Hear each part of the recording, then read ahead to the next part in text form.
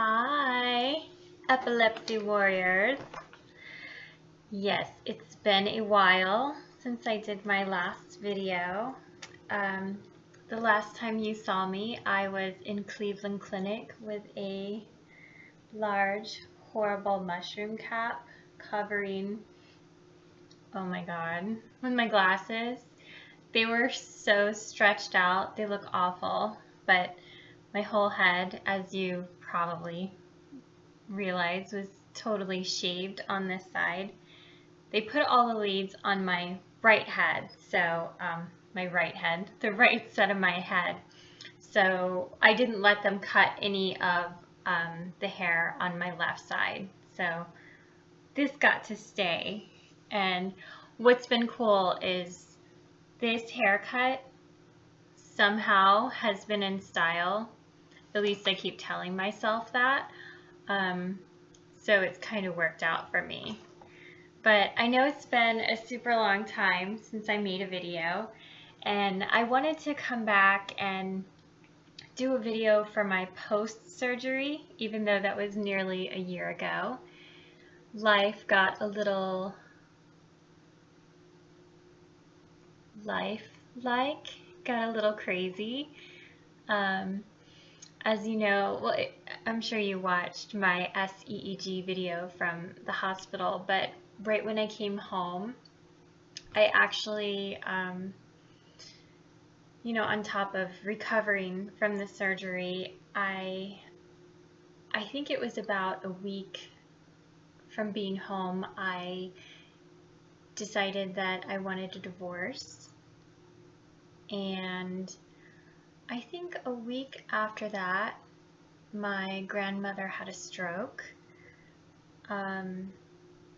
She died at the end of that month. And then the following month, I actually passed out in my bathroom and I hit the garden tub, like right here on my ear. And it was so crappy too, because that the temporal lobe on me is where it's like an area of high suspicion, so they actually had a lot of the leads there. So that was an area that was really just needing a lot of recovery, and it just really hurt. But I ended up with a concussion, like, oh, it was so bad, like, I don't know, a month or so out after my surgery. It was so ridiculous. Like, don't do that. Just don't do that. I don't even know how I did it. I got up in the middle of the night, and then I woke up on the floor of the bathroom at like 3 o'clock in the morning, and I was like, well, this is not where I went to bed. And I had a huge bruise, like, of course, my whole ear. Like, when I went to the doctor, I wouldn't even let them touch my face. It was awful. So there was that. I just kind of like to say my life turned into a country song for a short period of time. So on top of like healing from the actual surgery, I had sprinkles of things like that kicked in. And then I think about a month after the concussion and 2 months after deciding to get a divorce, I had actually moved out into my own house. I forgot, yeah, that was something that was mixed in there too. So it was just this crazy period of like really big, just life kind of, life-changing experiences. And I kept wanting to come back and make a video, but for me, on top of wanting to heal, like when I get stressed or things like that are going on, all my thoughts are kind of in the back of my head, even if I'm talking and thinking about something else, so it can mess with my verbal ability, and I didn't want to come on camera and constantly be tripping over my words and be like, yeah, I'm fine, I was fine, the surgery went great, and then I'm like, I sound like an idiot as I'm talking and make you guys think that I had like some botched surgery or something. I didn't want anyone to worry about the outcome of a possible procedure for themselves. So yeah, I just had like a little time after that, but it's kind of crazy. Like even after all that, I still ended up like pretty solid. So I had my procedure done in Cleveland Clinic, and I actually went by myself, and because I did that, I had wheelchair assistance through the airport, which was something I had never heard of, but it's something you can do, like, probably if you're with people or without people that can assist you, and I totally recommend it if you're traveling to do your procedure. It just makes your experience flying home like just so much better. The people in the airport, I mean, you think about TSA a completely different way when you're experiencing it via wheelchair assistance. It's just, they're different people. No offense to TSA, that probably sounded really bad. I wish I could have said that a little bit more PC, but what's done is done.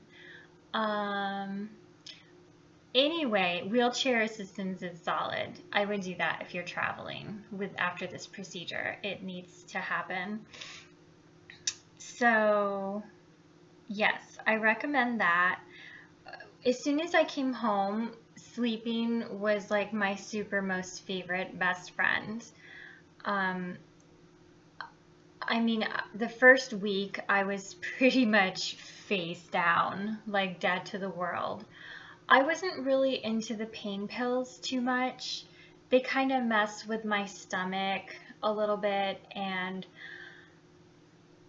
adding nausea and just on top of like the other things that I was experiencing, I just wasn't feeling like an additional thing to like worry about. And sleeping kind of really helped, like, just not experience the pain. Because it wasn't at a super extreme level, so I could kind of just get through everything if I was asleep. So I did that for a while, probably 7 to 14 days on and off. I was gone. The one thing that was annoying is because all my leads were implanted on the right side of my head, I could not sleep or lay my head and I'm a side sleeper too, so I could not sleep on the side of my head on a pillow for a very long time. That took, I mean, even after having my stitches removed, I think it was like probably 3 weeks until I could handle the pressure, the blood pressure. I'm not sure what it is, but I was like, my body was like, nope, sorry, not doing that. The stitch removal wasn't painful. I think that was 10 days out after the procedure. It was actually kind of nice. Some of them in like the crown of the head, I was kind of like, refraining from some choice words, but whatever. It wasn't so bad. I'm just looking at some notes that I wrote down here.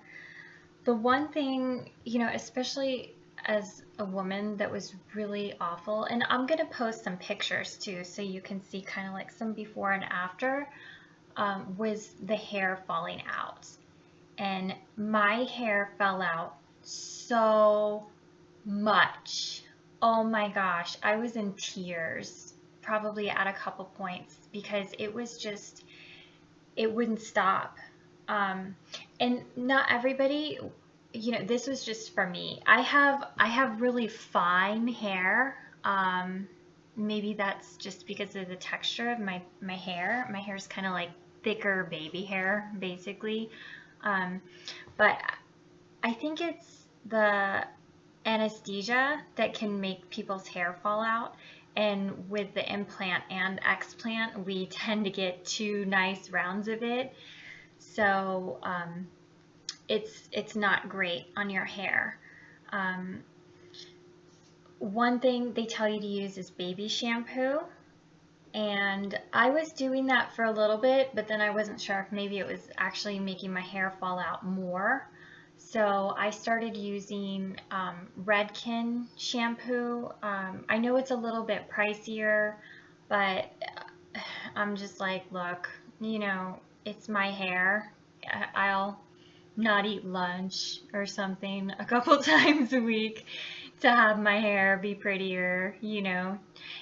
It was just mainly about having like a protein-packed shampoo and conditioner set. So if you can find that in another brand, go for it. It probably doesn't need to be a professional shampoo and conditioner set. Or even if you can just get protein Redken shampoo and then use a conditioner. One thing I did want to show you, and no one's paying me to do this, like trust me, no one cares about me. Not my videos, is this stuff right here. This is something I started using. It's called Salim Cosmetics 21 Express Spray. Yeah, by Salim Silk Protein. It actually is awesome. One of the owners of one of the salons actually helped get my hair back together. He said that like the protein conditioner is good. So if you spend a lot of money on it, you know, you're not going to like ruin your hair or anything, but it's basically falling off your hair and going back down the drain. So if you put your money into like a leave-in conditioner, it's going to stay in your hair and kind of, I guess, do a little bit of a better job for you. And he actually, since I've been using that, he's actually proven to be correct. So, you know, take that for what it's worth if you'd like. That's one thing I wanted to bring up because that was something that really super bothered me. I also changed my diet a little bit. Like I started drinking coconut milk. I can't have dairy, so I have to eat and drink kind of creative things. But coconut milk was one thing. I added like avocado. What is this? Sorry, the pop-ups like super distract me. It's like ADD all of a sudden. I don't even know where they come from. Yeah, so I just started making like coconut milk and like avocado smoothies, just anything I could pack with like high fat and, you know, nutrient smoothies, stuff like that. Just jam it all in there, basically into one meal and eat those, or drink those rather, every day. So that's just important to me. That's why I bring it up. It might be something that you experience, and they're things that I had to research. So hopefully, you know, that's one less thing you get to stress about if you do have to end up dealing with that. After my procedure, they did end up finding the hot spot. You know, the whole purpose of the SEEG procedure is for them to identify the origin of the seizures. And for me, like from my previous video, I indicated, you know, I have a pretty good amount of brain damage from like the front of my temporal lobe kind of to the back, and there's probably a little in the parietal and the occipital. I don't know, there's a lot of stuff going on. It's mostly in the temporal, but they were just looking at different stuff in like the occipital lobe to get a good idea. You know, these are smart guys, so I'm like, cool, wherever you gotta go, just stick something in there. And that's what they did. But they were able to figure it out, which was amazing. And but when they finally called me back, there was so much going on. You know, like like I explained at the beginning of the video, my life was just like just punching me all over the face at the time, and I was like, holy Lord, like how can I add like resection surgery to my life at this moment and then try to go back to work in 4 weeks? Like I don't I don't think I can do this. You know, I didn't feel right about it. And I'm like, I need to feel totally confident about somebody, you know, lopping my skull open. So, you know, I was like, no. And the option is there. They know where the mistakes are. So I can go back when I need to. That's funny. This is my cup from the hospital. So I called them, and I had the surgery on the books, but I canceled it because it was too much going on. And I went for a period of like 3 months without having a single seizure or a single aura. 3 months. It was insane. I mean, I probably wasn't working for like half of that time. But my life was like country song, like beating my ass all over the place. And for me, stress, especially like emotional stress is like a major seizure trigger. So for me to be constantly experiencing these kinds of seizure triggers for this extended period of time and not having any seizures, I was like, what? I was convinced that whatever they had done, you know, poking all of the leads in my brain had just severed the angry seizure wiring, and I was like cured. So I was like, you people are never going to see me again. No, it was nice knowing you, but thank you very much. Have a nice life. So once I moved out, you know, life got a little hectic. You know, I'm rocking like healing from brain surgery. I'm living on my own for the first time in years. I'm doing all my own stuff. I had like a concussion. I'm like, I got this. I was like going crazy. I was so tired and trying to do everything. And then a little bit of seizures were kind of poking here and there.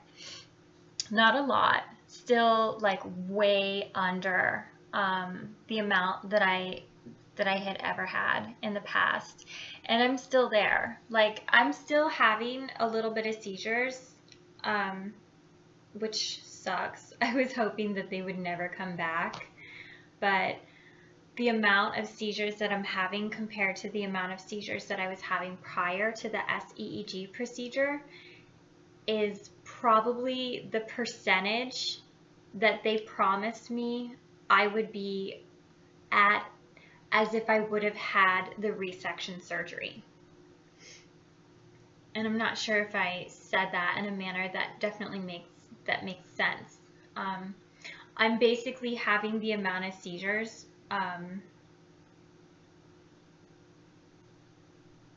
as if I would have had the resection surgery successfully, but I didn't. So whatever it is that they did to me was like this incredible, amazing miracle. I do understand that these results aren't typical. I am amazingly, incredibly blessed. you know, the only reason I was up there is because I literally sat on my couch and like begged and pleaded and cried and prayed to God and said, tell me what to do. Send me somewhere. Send me anything. Like, tell me where to go, what to do, who to talk to.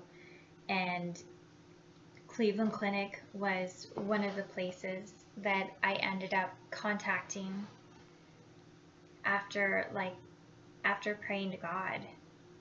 Honestly, like, I'm being totally real. I contacted 3 places, and Cleveland Clinic was the one that I followed through with, and I kind of ended up with a miracle. So it's this like beautiful, amazing, incredible thing. But that's my story. Those are my results. I just wanted to share it with you. I know I had promised to come back and let everybody know what had happened. I hope that whatever happens to you, I hope that this is normal, and that like the 3 months I had of no seizures is your experience, but forever. I hope that your seizures like stop forever after this procedure, and nobody ever has to go have a resection procedure. But if you do, I hope that your seizures stop. All right, well, thank you for listening, and just know, like, whatever you're going through, there's like 100 other people in your city that are probably going through something similar. So don't feel like alone or singled out, or like there's nobody to talk to about it, you know. And I don't know, I just don't want you to feel like sad or weak, or like you can't do anything in the world that you want to do because you have epilepsy. So I think because you have epilepsy, there's probably like this incredible special path that God wants you to have, and it's just like this loud screaming, I don't know, like sound that God has just tried to put in your way so He can make sure that it helps you choose the right one. And I don't even know if that makes sense. I just know that God doesn't like allow things like this to happen to people, to hurt us. You know, I just think people are special, and they're kind, and that there's a community of people that have this. And you shouldn't ever feel like alone or in pain because you have it. All right. Well, I love you, and God loves you, and good luck with whatever surgery you have, and I hope that you get better forever. Bye.